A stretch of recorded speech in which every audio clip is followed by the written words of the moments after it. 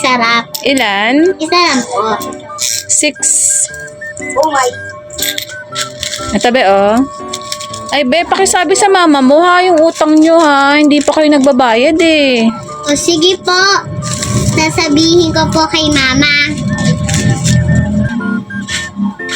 Ate, pabili nga po Pudgy Bar. Ilan? Isa lang po.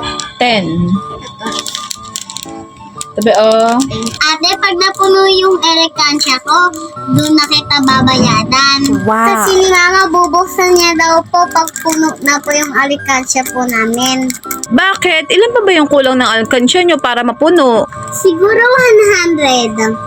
100? Opo. O sige, pautangin muna kita ng 100 ha, para mapuno na yung alkansya mo. O ito be ha, 100 dyan, mga coins yan. Lagay mo sa alkansya mo para mapuno, para makabayad na kayo ng utang nyo, no? Ipo, ate. Sige. Opo. Ate, hindi pa po na kulang pa. Ah, kulang pa? Magkano pa yung kulang? Siguro mga 50 po. 50? Ah, sige, sandali ah. O, ito 50 oh, para mapuno na yung alkansya nyo, para makabayad ka na ng utang, ha? Sige pa, ate. Ate, hindi pa po. No, malaki pa po kulang eh. Ha? Sabi mo malapit na mapuno, kaya pinautang kita ng 100 tapos 50? Nadagdagan lang pala lalo yung utang nyo. Dapat pala hindi na kita binigyan kanina.